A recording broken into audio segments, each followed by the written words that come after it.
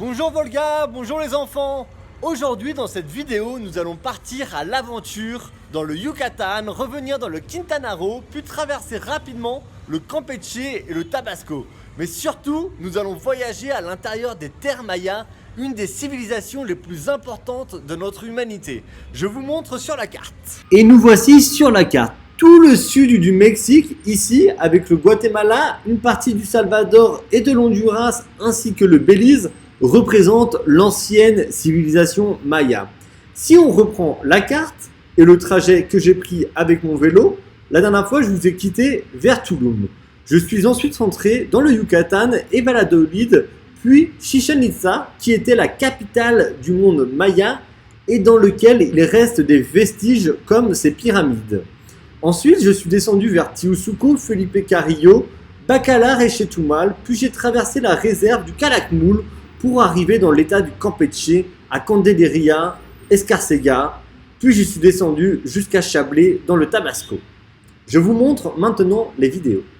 Et on repart, on roule vers Valladolid, le père Pierre est juste derrière. On a 80 km et ça roule au milieu de la jungle. En route vers notre petite maison du soir. Ce soir, ça campe sur la terrasse de la baraque. Là aujourd'hui, on part à Chichén Itzá. On a 45 km. Chichén Itzá, c'est l'ancienne capitale des Mayas et c'est l'une des 7 nouvelles merveilles du monde. Et nous y voilà au milieu du parc. Le fameux serpent à plumes Kukulkan au pied du temple del Castillo. Et là nous voilà sur le grand terrain de pelote de la cité. Les spectateurs se mettaient de chaque côté et les fresques murales qu'il y a sur le côté expliquent que lorsque deux équipes s'affrontaient, les jaguars qui représentaient la mort contre les aigles qui représentaient la lumière, le capitaine perdant se voyait couper la tête et le sang était donné au sol.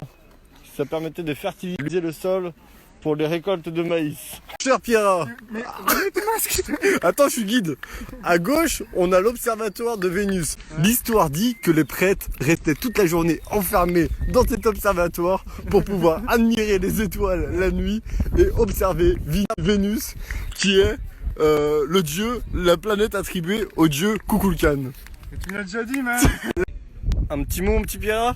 S'instruire en rigolant, c'est toujours plus marrant. Et la dernière petite histoire de la journée, en face de nous on a le temple de guerrier jaguar et là-bas repose un chacmoul et à l'époque on faisait des sacrifices en guise d'offrande aux dieux mayas. Et pourquoi on faisait ces offrandes, mon petit Pierre? Pour fertiliser la terre afin qu'il y ait de grandes récoltes. Et oui. Et là-bas nous avons les 1000 pylônes qui sont représentés par des serpents. Voilà, fin de la visite. Rentre sur Valladolid. Le père Pierre est derrière. C'est parti, je roule vers Teocico, j'ai 68 km. Je roule de nouveau seul avec mon petit bicloun. Et oui les enfants, mon pote Pierre-Adrien a décidé de rester à Valladolid. Dans tous les villages, il y a un terrain comme ça au milieu de la ville. Et toujours des églises, des grandes églises et des églises partout. Et je sors du Yucatan et je re-rentre dans le Quintana Roo. Je viens d'arriver dans ma petite casa de la noche. J'ai mis ma petite tente ici. Je suis chez un pote de Daniele chez qui on a dormi à Valladolid. Trop bien. Énorme ici, ils mangent des calabasas.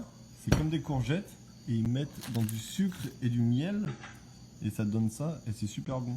C'est super sucré. C'est parti, on roule vers Felipe Carrillo Puerto. Je suis avec mon ami David. Il y a ces petites fleurs violettes partout sur le trajet.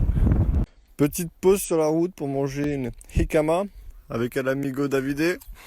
Il m'a montré, c'est comme une patate, mais super bonne qui se mange comme ça. Voilà! C'est pas beau ça, on trouve des calabasas sur la route. Petite pause à Pino Suárez, le dernier petit village avant Felipe Carrillo. En allant demander de l'eau à une famille, on a eu la chance de découvrir le four traditionnel maya qui s'appelle le pib. C'est un four dans la terre. C'est la cuisine spéciale Maya. Rabali. Rabali. Et à l'intérieur, il y avait des calabasas et 2 cochons. Et ils l'ont laissé pendant 1h30 à l'intérieur. Et voilà, après 85 bornes, on arrive à Felipe Carrillo Puerto avec l'amigo David Chan, l'homme qu'on appelle El Pequeño Hombre de Miel. Estamos en la ciudad de los empanadas. On a pris un en empanadas et là c'est les calabasas qu'on a récupéré tout à l'heure. On va manger tout ça avec el amigo. Et nickel, je viens d'arriver dans la casa de Marco. Mon petit bicloun il est là. Parfait, je vais dormir ici. Et là, j'ai une petite salle de bain. Allez. Et voilà les petites pâtes aux champignons. Bonne provecha amigo. Et voilà, je reprends la route. Je quitte la maison de Marco, l'amigo qui est juste à côté. Et il m'accompagne jusqu'à je ne sais pas où. Bon voilà, je suis arrivé dans cette maison au milieu de la jungle. C'est des expatriés français qui vivent ici, qui viennent de Lyon. Et je vais rester une nuit ici. Je vais dormir ici, des petits hamacs. Et voici l'extérieur, c'est mortel.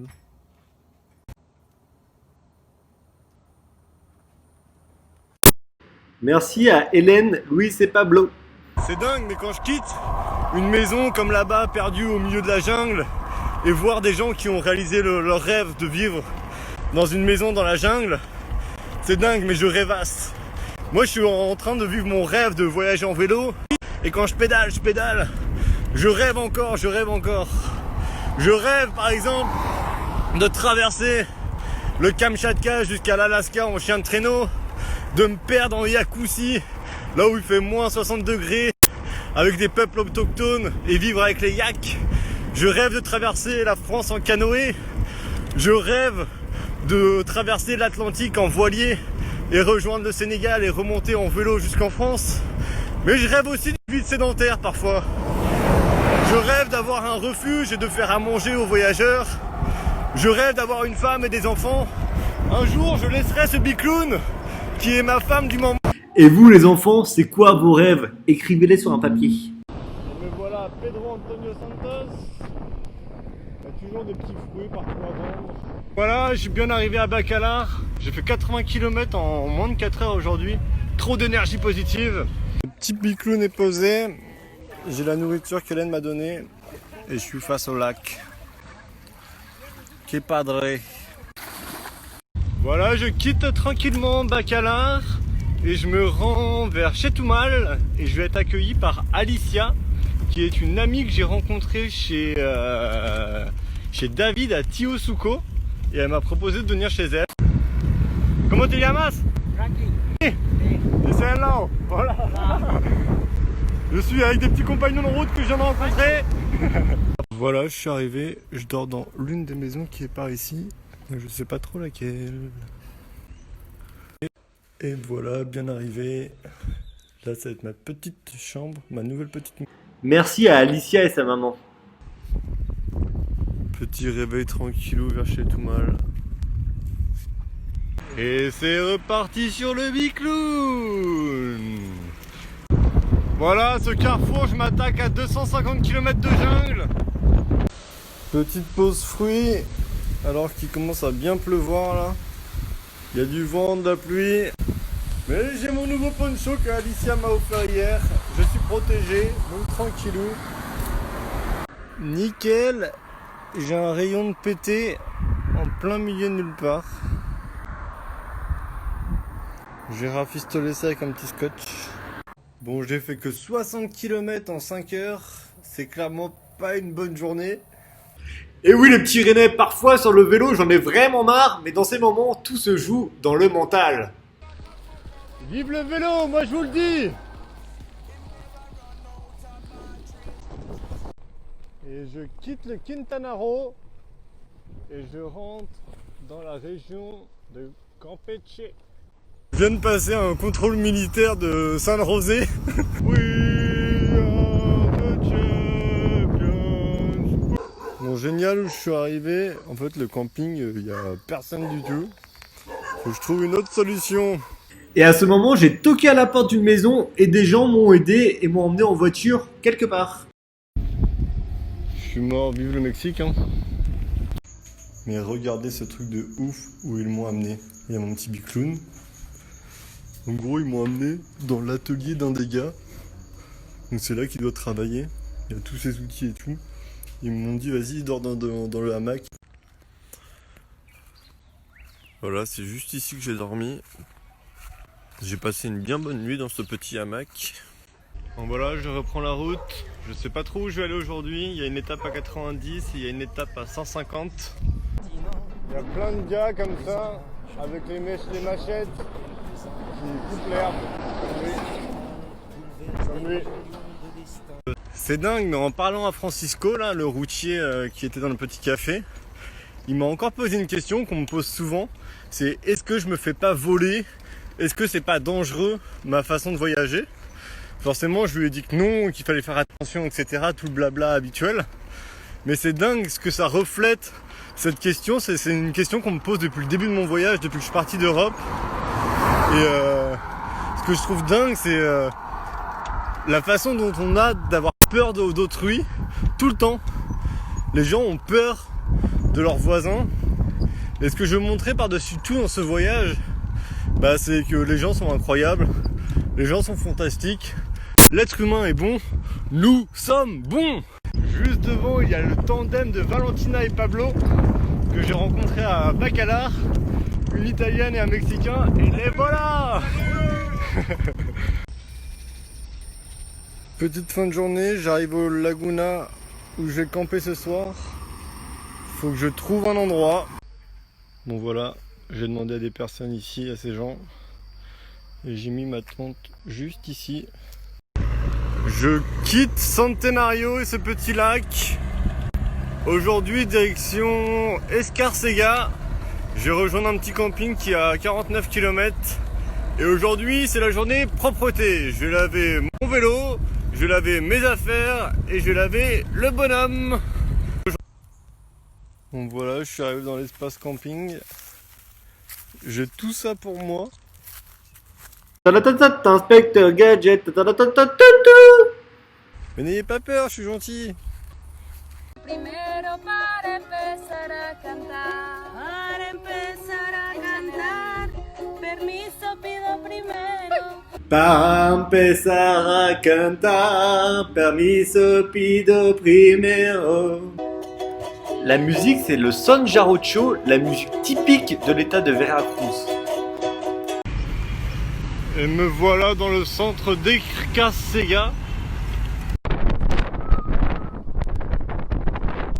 Petite pause apéritif avec de l'eau de coco au milieu des bananiers. Regardez-moi cette vache, ou plutôt ce taureau. Il a des énormes... En vrai, c'est un zébu.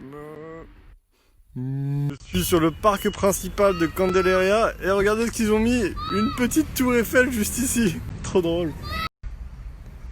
J'ai envie de demander dans cette église. Bon, il y a l'église juste ici et apparemment là c'est la porte d'où vit le prêtre. Il y aurait peut-être un espace derrière pour que je dorme. Je suis dans les backstage de l'église. Juste là-bas, il est en train de faire sa messe, le prêtre. Et moi, je vais dormir là ce soir. Voilà la petite église où j'ai dormi cette nuit. Sur la place principale de Candelaria. Et là, petit déj à base de tacos et tortas au cochon. Le joli Rio Candelaria. Voilà, là je suis parti sur 80-90 km de route-piste comme ça. Je traverse le village d'El Chaleco, le dernier village du Campeche, avant de rentrer dans la région du Tabasco. Petite caméra embarquée, j'ai la patate cet après-midi. Petit bain pour le petit chef là-bas. Et bien c'est loin d'être une partie de plaisir là-dedans. C'est que de glisser partout là.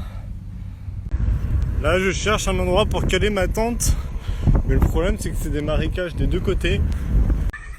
Bon voilà où je vais rester, dans la casa de ce mec là. C'est un centre pour vacciner les bovins ici. Il m'a dit de rester juste ici. Faut pas que j'aille par là-bas parce qu'apparemment il y a plein de serpents. Mon ami Victo m'a accueilli pour cette nuit. Bon voilà où j'ai dormi cette nuit. Ici il y a l'endroit de la migration. Ici c'est le truc de vaccination des bovins. Et mon petit emplacement il est... Bon voilà les enfants, c'est terminé pour cette vidéo sur le Yucatan, Quintana Roo, Campeche et Tabasco. La prochaine vidéo, ça sera sur le Chiapas. En attendant, si vous avez des questions, mettez-les sur un petit bout de papier. Et la prochaine fois qu'on s'appelle, vous me posez des questions. Allez, ciao!